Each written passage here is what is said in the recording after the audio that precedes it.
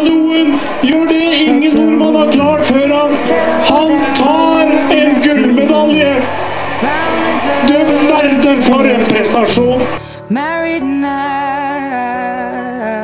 I heard that your dreams came true. Guess she gave you things. Han så sterk, han så fokusert, han klarer dette. Jeg tror han tar gull. Han helt opp til verdensrekorden. Alexander Daloen gjør det ingen nordmann har klart før han. Han tar en gullmedalje. Du verden for en prestasjon. But I couldn't stay away, I couldn't fight it. I had hoped you'd see my face and that you'd be reminded that for me it isn't over. Never mind, I'll find someone like Alexander, han uhyre rask på slutten. Alexander veldig godt med her nå. Han først oppe til 50 meter foran verdensrekorden. Skal han klare dette?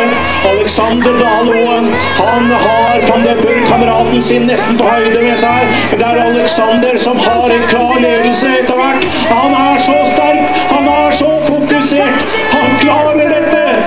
Jeg tror han tar gull. Han helt opp til verdensrekorden. Alexander Daloen gjør det ingen nordmann har klart før han. Han tar en gullmedalje. Du verden for en prestasjon.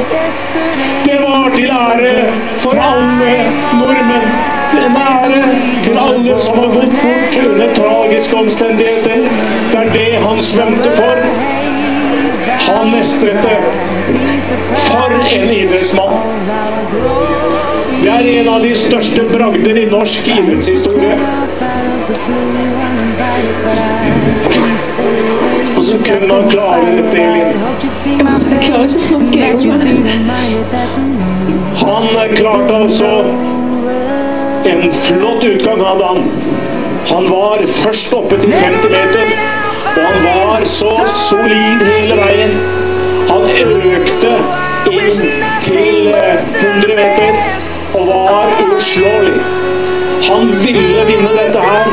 Han ville vinne og vise at ingen skulle klare gullmedaljen.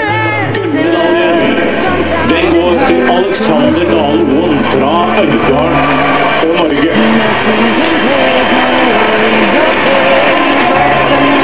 Det var en usedvanlig sterk prestasjon, både fysisk og psykisk, han klarte å gjennomføre da han vant gullet på 58,71.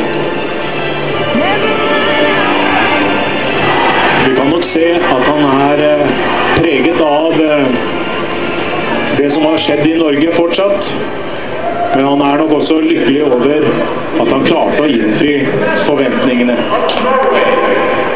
Så det den nasjonale sangen vår.